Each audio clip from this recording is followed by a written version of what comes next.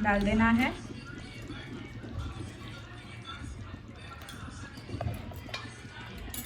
और ऊपर से आप अंदर बटर या घी कौन से में डाल देना है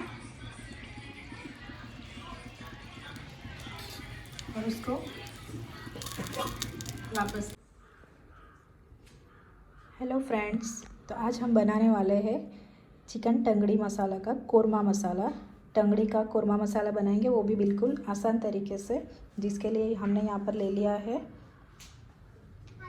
2 बड़ी साइज़ की प्याज ले ली है, 2 मीडियम साइज़ के टमाटर ले लिए हैं और 2 मीडियम साइज़ के कैप्सिकम ले लिए हैं, लहसुन, ये सूखी मेथी ले ली है, कसूरी मेथी, ग्रीन मिर्ची, ये तीखी वाली ग्रीन मिर्ची है 3 से 4 ले ली है मैंने यहाँ पर।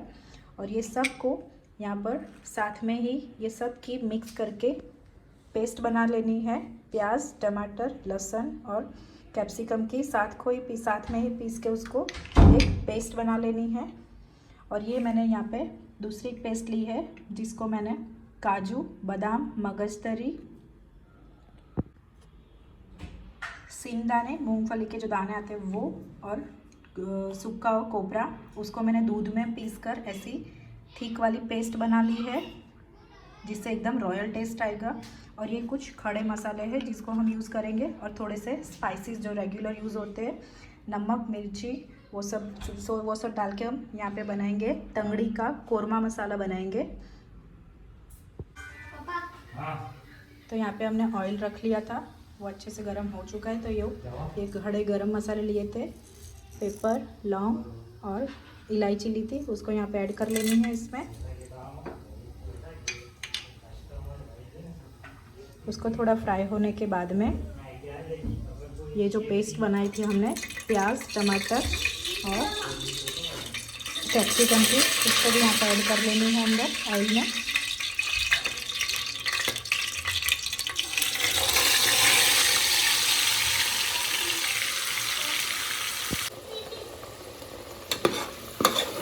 ये पेस्ट को अच्छे से ऑयल में फ्राई कर लेना है, ऑयल रिलीज होने तक यहाँ पर इसको अच्छे से फ्राई कर लेना है। थोड़ी देर हम इसको ढक करके फ्राई कर लेंगे, ताकि वो अच्छे से जल्द फ्राई हो जाए और ऑयल अपना जल्दी से रिलीज़ हो जाएगा। तो अब हम देख लेते हैं, 2 से 3 मिनट हमने इसको पका लिया है। आप देख सकते हो हमारा पेस्ट में अच्छे से ऑयल रिलीज़ हो चुका है। अब इसको थोड़ी देर पकने के बाद में हम इसके अंदर थोड़े स्पाइसेस ऐड कर लेंगे, जिसमें हम 2 से 3 चम्मच लाल मिर्ची डाल देंगे। आप इसको आपके टेस्ट के हिसाब से कम ज़्यादा कर सकते हो। और यहाँ पे हम ग्रीन मिर्ची भी यूज़ करने वाले हैं, तो वो हिसाब से आपको डालना है। 2 चम्मच नमक डाल देना है और हल्दी डाल दी है।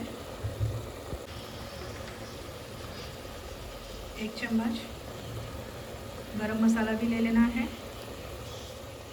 अब इस सब मसाले को पेस्ट में अच्छे से मिक्स कर लेना है।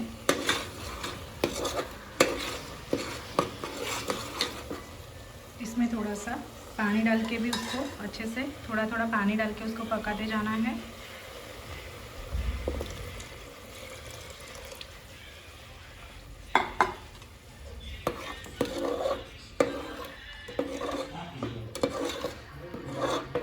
पानी डालने के बाद में वापस से हमें 5 मिनट के लिए उसको ढक करके पका लेना है, ताकि हमारे मसाले वापस से अच्छे से पक जाए ग्रेवी के साथ में और अपना ऑयल रिलीज़ हो जाएगा। तो अब हम इसको 5 से 7 मिनट के लिए ढक करके पका लेते हैं।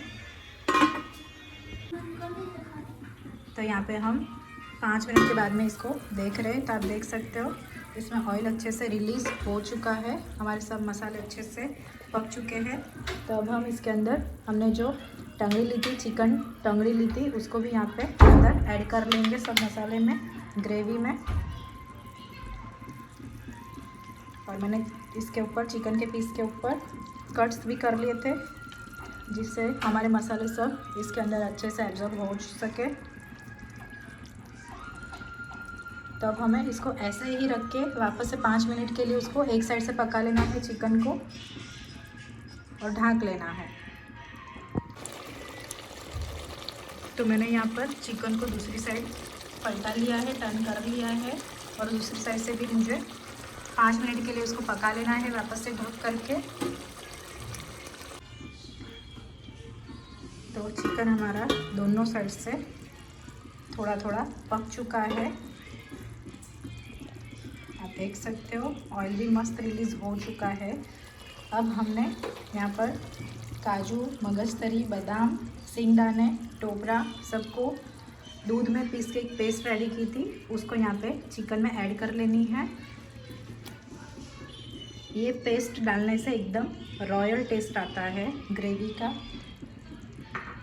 और इसको दूध में ही पीसना है जिससे कि और टेस्ट एनहेंस हो जाता है हमारे चिकन का। और इस सब को हम अच्छे से चिकन के साथ में मिक्स कर लेंगे पूरी ग्रेवी को, और थोड़ा पानी डाल के इसको पका लेंगे। तो हमने दूध वाली पेस्ट को भी अच्छे से चिकन में मिक्स कर ली है। अब हम इसमें थोड़ा सा पानी डाल देते हैं, पेस्ट वाला ही पानी डाल देंगे और उसको वापस से 5 मिनट के लिए ढक करके पका लेंगे, ताकि हमारी पेस्ट भी, दूध वाली पेस्ट जो है वो भी अच्छे से पक जाए। तो यहाँ पे हमारी ग्रेवी को पक के 5-7 मिनट हो चुकी है। तो आप देख सकते हो कितना अच्छे से सब ग्रेवी यहाँ पे अच्छे से पक चुकी है, ऑयल भी रिलीज़ हो चुका है। तो यहाँ पे हमारा चिकन 70% टेंडर हो चुका है, जिसको पकने में हम 25% ही बाकी है। तो उसके लिए अब हम लास्ट में हमने जो ग्रीन वाली तीखी मिर्ची ली थी 3 से 4, उसको बीच में से मैंने कट्स कर ली थी, तो उसको भी यहाँ पे हम डाल देते हैं। और ये कसूरी मेथी जो ली थी उसको भी थोड़ी सी आधी यहाँ पे डाल देते हैं, और ये सब को वापस से अच्छे से मिक्स कर लेना है चिकन के साथ में, और वापस से उसको 5 मिनट के लिए ढक करके पका लेना है। आपको ग्रेवी अगर थोड़ी पतली करनी है तो आप पानी ऐड कर सकते हो। हम लोग को थोड़ी ऐसी थिक ग्रेवी ही चाहिए, कोरमा में थिक ग्रेवी चाहिए, उसके लिए मैं इसमें पानी ऐड नहीं कर रही हूँ और 5 मिनट के लिए उसको ढक करके पका रही हूँ, ताकि हमारा जो 25% बाकी है चिकन टेंडर होने के लिए वो भी पक जाएगा अच्छे से।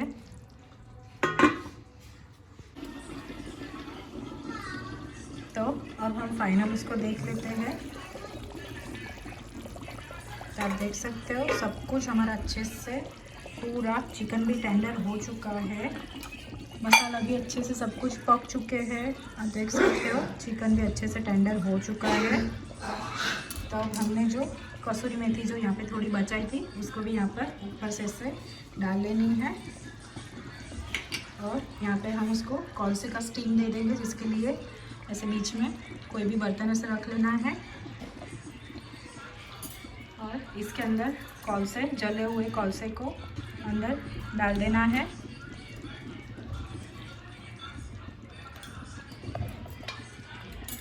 और ऊपर से आप अंदर बटर या घी कॉलसे में डाल देना है, और उसको वापस उसको कवर कर लेना है, ताकि कॉलसे की स्टीम अच्छे से अंदर जा सके और उसमें टेस्ट अच्छे से आ जाएगा स्टीम का, कॉलसे की। तो हमने कॉलसे का स्टीम अंदर दे दिया है। अब इसको यहाँ पे धीरे से बाहर निकाल लेना है। तो आप देख सकते हो हमारी सब्जी चिकन कोरमा बिल्कुल रेडी हो चुका है। अब हम इसको प्लेट आउट करके दिखा देते हैं आपको। तो आप देख सकते हो यहाँ पे हमारा चिकन कोरमा मसाला रेडी हो चुका है, जिसको आप रोटी या नान के साथ में सर्व कर सकते हो, और इंस्टेंट अच्छे से ग्रेवी बना के जल्द से जल्द इसको बना सकते हो। और इसको आप कोतमीर या हरे लहसुन से गार्निश कर लेना है। तो आपको हमारी रेसिपी कैसी लगी, और हमारी दूसरी रेसिपीज़ को देखने के लिए आपको हमारी चैनल देसी खाना ऑफिशियल को लाइक करना है और सब्सक्राइब करना है, और कमेंट बॉक्स में कमेंट करके दिखाना है।